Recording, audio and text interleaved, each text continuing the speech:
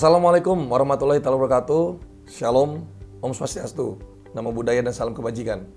Alhamdulillah, hari ini kita bisa bertemu kembali dengan kami, Serdik Niko Nurul Hadi Putra dari Pokjar 12, siswa Sespimen di Krek 63, yang mana saat ini tentunya tidak lupa kita mengucapkan salam leadership.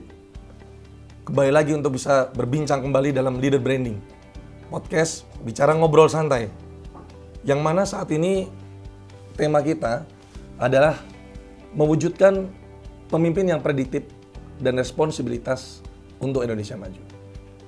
Saat ini tentunya kami tidak sendiri. Hadir di tengah-tengah kami hadirkan ada kurang lebih 3 orang narasumber yang mempunyai pengalaman berdinas yang berbeda-beda, sehingga kita bisa mendapatkan kesimpulan dan jawaban dari beberapa perspektif yang berbeda dari pengalaman dinas mereka. Yang pertama ada Serdik Hernawan Rizky, SH, SIK, MIK. Di sampingnya ada Serdik Gafur Debi Nugraha.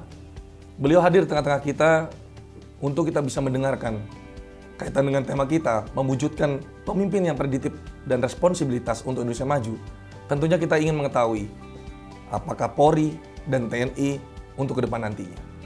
Dan di samping itu juga kami hadirkan Serdik Hanis Pamungkas Subandrio, ST SIK, yang mana beliau kami hadirkan di sini dengan pengalaman berdinas, mayoritas dan kurun waktu lamanya di KPK. Baik, perlu kami sampaikan bahwa tema kita ini tentunya menarik untuk kita bahas. Dan tentunya bisa kita lihat nanti apa-apa saja poin yang akan disampaikan oleh para narasumber sudah kami hadirkan di sini. Kami akan coba masuk ke sesi tanya jawab, masuk ke narasumber kami yang pertama, yaitu Serdik Hernawan Rizky. Seperti tadi yang kami sampaikan di awal, bahwa prediktif dan responsibilitas begitu pentingnya, sehingga kami akan pertanyakan, mengapa menurut Serdik Hernawan Rizky, apakah tipe leadership? Leadership berarti adalah seni kepemimpinan yang prediktif dan responsibilitas itu perlu diterapkan. Apakah memang perlu diterapkan atau seperti apa? Bisa dijelaskan, silakan. Terima kasih, Serdik Niko. Akan saya jelaskan terkait dengan pengetahuan saya bagaimana kepemimpinan itu jika disandingkan dengan prediktif dan responsibilitas. Untuk kepemimpinan itu merupakan seni dalam pengambilan keputusan. Nah, melalui seni pengambilan keputusan tentunya kita juga harus mempunyai data yang pasti, dalam artian kita harus mengumpulkan data maupun informasi-informasi yang ada baik di lapangan yang kita lihat maupun kita dengar. Oleh karena itu, dengan data yang kita terima atau informasi yang kita terima, tentunya harus kita pilah lagi apakah informasi ini valid. Kemudian, apakah informasi ini hanya hoax atau tidak dapat dipertanggungjawabkan. Tentunya ini sangat berpengaruh pada pengambilan keputusan yang nantinya akan kita ambil. Jika kita salah dalam menerima informasi, tentunya keputusan yang akan kita lakukan, akan kita pilih, tentunya akan berdampak. Resiko juga akan semakin besar. Nah, kaitannya dengan prediktif, tentunya kita harus dapat menganalisa informasi-informasi yang ada. Seperti contoh, misalkan seperti yang kita pernah pelajari, yakni dari teori Sun Tzu terkait cuaca medan musuh. Nah, kita harus tahu dulu cuacanya bagaimana, kita harus tahu dulu kekuatan musuh, kemudian kita juga harus medan yang kita lalui itu terjal atau tidak. Dan akhirnya kita dapat putuskan langkah apa yang harus kita lakukan. Kemudian juga terkait dengan responsibilitas yang maknanya yakni bertanggung jawab. Sebagai pemimpin, kita juga harus dapat bertanggung jawab atas segala keputusan maupun kebijakan yang kita ambil. Jadi memang kalau pendapat saya pribadi, sepanjang itu pengalaman saya, dalam mengambil suatu keputusan tentunya prediktif dan responsibilitas itu merupakan saling berkesinambungan atau berhubungan. Ya. Di satu sisi bagaimana cara kita mengelola informasi supaya kita dapat mengambil keputusan, tentunya juga yang harus dapat dipertanggungjawabkan sesuai dengan kapasitas kewenangan kita. Saya rasa mungkin pendapat dari saya seperti itu. Baik, terima kasih. Tadi kita sudah dengar sendiri bahwa prediktif dan responsibilitas memang saling berkaitan atau saling berhubungan. Tadi kemudian dari narasumber menyampaikan ada teori Sun Tzu yang mengatakan sebelum mengambil langkah, sebelum mengambil keputusan, hendaknya kita mengetahui dulu medan musuh. Intinya kita harus memetakan apa yang akan terjadi nanti, sehingga baru kita akan mengambil langkah. Dan kemudian kaitan dengan hal tersebut berpengaruh juga dengan data-data yang bisa kita kumpulkan, yang mana kita harus sharing. Apakah data tersebut valid atau tidak, sehingga akan berdampak terhadap keputusan yang akan kita ambil nanti. Kami coba bergeser kepada Serdik Hanis. Tadi sudah dijelaskan kaitan dengan pola kepemimpinan. Nah, kemudian jika seorang pemimpin, bagaimana cara membentuk bawahan agar mampu bekerja secara efektif dan mampu menggali sumber daya dari dirinya sendiri, sehingga program-program dari seorang pemimpin itu bisa terlaksana dengan baik. Silakan. Baik, terima kasih Serdik Niko. Saya akan menjawab. Jadi menurut pengalaman kami berdinas, itu sudah bertemu dengan banyak anggota-anggota atau rekan kerja yang memiliki karakter yang berbeda-beda.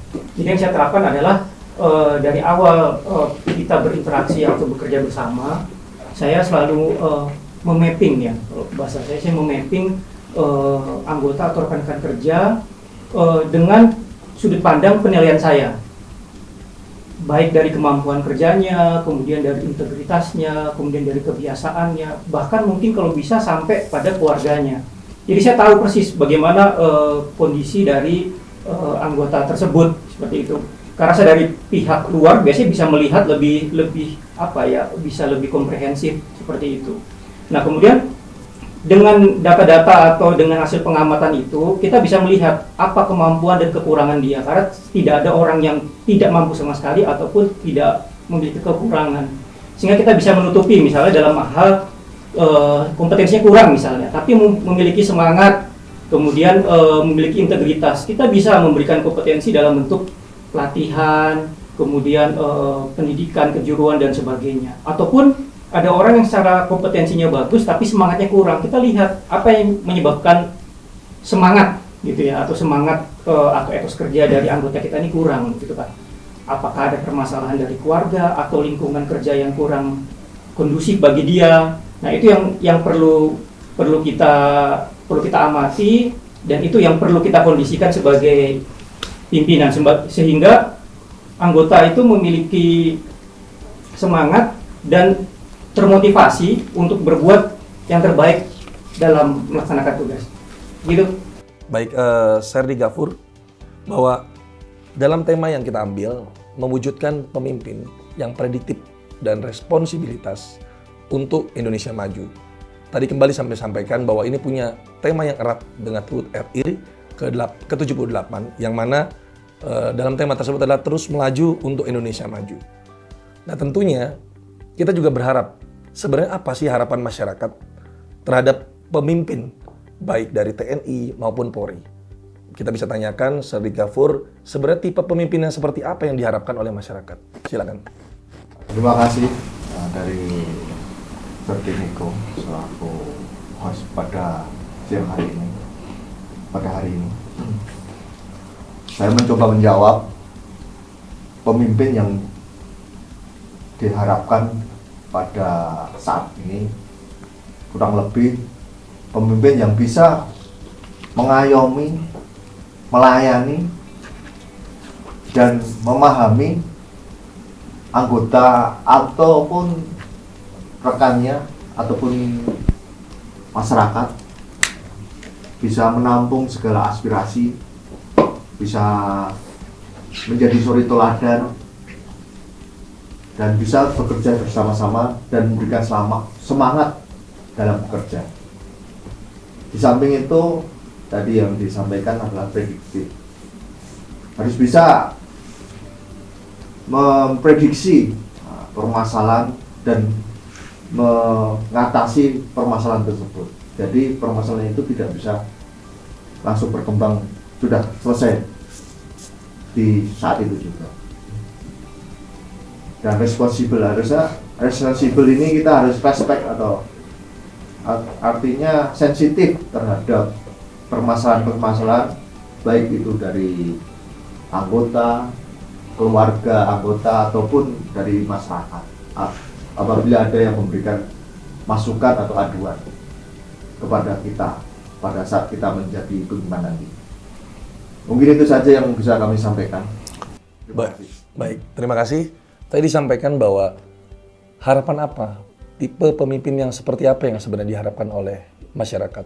Tadi sudah dijelaskan bahwa panjang lebarnya, tentunya pemimpin itu harus mampu memahami, mampu mengayomi, menjadi suri teladan, kemudian juga mampu bekerja keras. Dan yang paling penting tadi disampaikan, saya kutip sedikit adalah, dia harus sensitif terhadap semua permasalahan, baik yang terjadi di anggota, apalagi yang terjadi di masyarakat. Sehingga intinya ada riak-riak kecil yang terjadi di masyarakat, pemimpin itu harus bisa mampu mendeteksi hal tersebut. Sehingga kembalinya dia harus mampu memetakan dan akhirnya dia mampu mengambil keputusan. Anggotanya harus diperintahkan sebagai apa untuk bisa menjaga, yang Polri kaitan dengan masalah menjaga Harkamtibmas, yang TNI kaitan dengan masalah perbantuan juga seperti itu.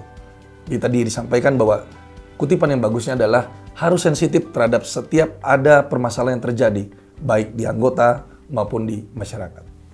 Dan tentunya ada beberapa hal yang bisa kita ambil sedikit, lebihnya semoga ini bisa bermanfaat untuk kita semuanya, termasuk diri saya sendiri, bahwa pemimpin yang prediktif dan responsibilitas memang punya hubungan erat, punya keterkaitan antara satu sisi dengan sisi lainnya.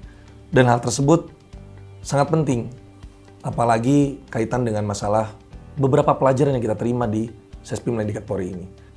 Masih banyak hal tentunya yang bisa kita bahas, tapi karena waktu juga tentunya itu aja yang bisa kami sampaikan. Dan kami dari Pokjar 12, Sespim Mendikat Polri, Dikrek 63, mengucapkan terima kasih. Dan semoga ini bisa bermanfaat bagi kita semuanya. Dan sebelum kami tutup, kami izinkan kami berpantun. Buah selasih wanginya harum. Terima kasih. Wassalamualaikum. Wassalamualaikum warahmatullahi wabarakatuh. Om Santi, Santi, Satio.